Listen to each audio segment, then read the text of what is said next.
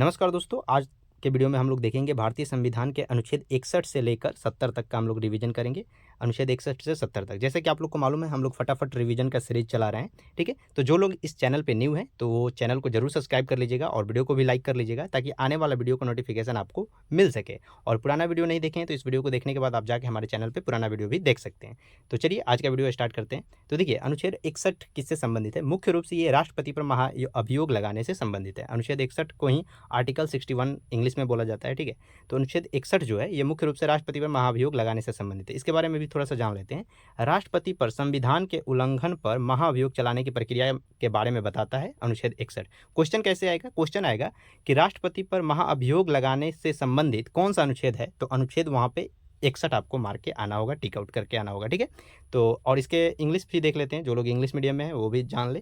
तो देखिए, वही चीज़ यहाँ पे लिखा हुआ है, impeachment of the president, the process of impeaching the president for the violation of the constitution.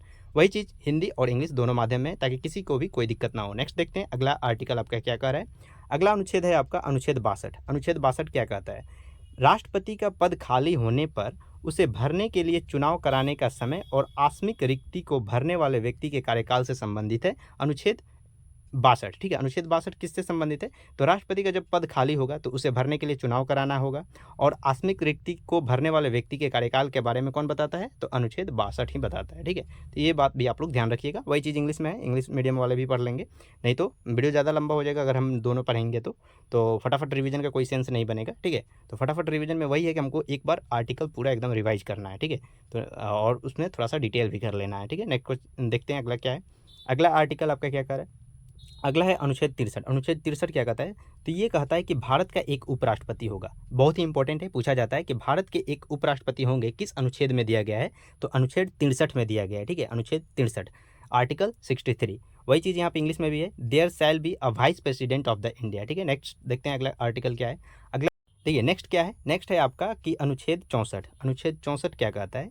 ये कहता है कि उपराष्ट्रपति जो है ये राज्यसभा का पदेन सभापति होंगे। उपराष्ट्रपति राज्यसभा का पदेन सभापति होंगे। आर्टिकल 64 में ये मेंशन है। यही पूछा जाएगा आपसे क्वेश्चन कि उपराष्ट्रपति राज्यसभा का पदेन सभापति होंगे, ये किस अनुच्छेद से संबंधित है? तो अनुच्छेद 64 से संबंधित है। वही चीज़ इंग्लिश में है, the vice president shall be the x officio chairman of the Rajya Sabha, ठीक है। नेक्स्ट देखते हैं अगला अनुच्छेद क्या कह रहा है। अगला अनुच्छेद 65। अनुच्छेद 65 क्या कहता है?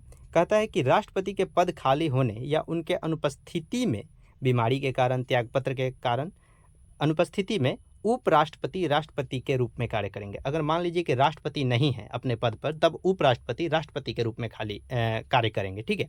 और ये कब नहीं रहेंगे? तो मान लीजिए कि राष्ट्रपति बीमार हैं या त्यागपत्र दे दिए तो पद तो खाली हो गया राष्ट्रपति का।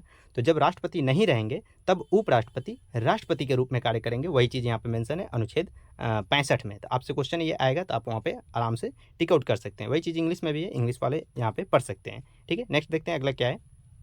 अगला अनुच्छेद है अनुच्छेद 66। अनुच्छेद 66 क्या कहता है? कहता है कि उपराष्ट्रपति का निर्वाचन चुनाव से संबंधित है। उपराष्ट्रपति का निर्वाचन चुनाव से संबंधित कौन सा अनुच्छेद है? तो अनुच्छेद 66, जिसको इंग्लिश में बोलते हैं आर्टिकल 66, ठीक है। वही चीज़ यहाँ पे इंग्लिश में भी मेंशन है, election of the vice president. ऐसे ही पूछ देगा डायरेक्ट कि उपराष्ट्रपति का चुनाव या उपराष्ट्रपति का निर्वाचन किस अनुच्छेद में दिया गया है? तो अनुच्छेद आपका 66 में दिया गया है, ठीक है। नेक्स्ट देखते हैं अगला क्या है। अगला है आपका अनुच्छेद 67। अनुच्छेद 67 में क्या है? आर्टिकल 67 में ये देखते हैं। तो आर्टिकल 67 में जो है जो अनुच्छेद 67 जो है, इसमें है कि उपराष्ट्रपति का पदावधि कार्यकाल से संबंधित है। पूछेगा कि उपराष्ट्रपति के पदावधि या कार्यकाल से संबंधित कौन सा अनुच्छेद है? तो अनुच्छेद 67 है, ठीक है। Term of the office of the vice president, ठीक है। नेक्स्ट देखते हैं अगला क्या है। अगला अनुच्छेद है अनुच्छेद 68। अनुच्छेद 68 में क्या है? तो उपराष्ट्रपति का पद खाली होने पर चुनाव कराने का समय और उपराष्ट्रपति, देखिए इसके पहले राष्ट्रपति था, अब आया है उपराष्ट्रपति का पद खाली होने पर चुनाव कराने का समय और आकस्मिक रिक्ति को भरने वाले व्यक्ति के कार्यकाल से संबंधित कौन सा अनुच्छेद है? तो अनुच्छेद 68 है। उपराष्ट्रपति का पद खाली होने पर चुनाव कराने का समय और आकस्मिक रिक्ति को भरने वाले व्यक्ति का कार्यकाल से संबंधित कौन सा अनुच्छेद है? तो अनुच्छेद 68 है, आर्टिकल 68। आपको एकदम ध्यान में रखना है, क्वेश्चन डायरेक्ट अनुच्छेद से ऐसे ही पूछा जाता है, ठीक है। नेक्स्ट देखते हैं अगला क्या है। अगला है आपका अनुच्छेद 69। अनुच्छेद 69 क्या कहता है? कहता है कि उपराष्ट्रपति द्वारा ली जाने वाली शपथ या प्रतिज्ञान। क्वेश्चन आएगा कि उपराष्ट्रपति द्वारा ली जाने वाली शपथ या प्रतिज्ञान किस अनुच्छेद से संबंधित है? तो अनुच्छेद 69 से संबंधित है, ठीक है। आर्टिकल 69। वही चीज़ यहाँ पे लिखा है, ओथ और affirmation to be taken by the vice president. ठीक है, नेक्स्ट देखते हैं अगला क्या है, लास्ट अगला है आपका यहाँ पे अनुच्छेद 70। अनुच्छेद 70 क्या कहता है, ये कहता है कि अन्य आकस्मिक परिस्थितियों में राष्ट्रपति के कर्तव्यों का निर्वहन के लिए संसद कानून बनाएगी। मान लीजिए कि राष्ट्रपति नहीं रहेंगे तब संसद कानून बना सकती है, ठीक है, उनके राष्ट्रपति के कर्तव्यों को निर्वहन करने के लिए।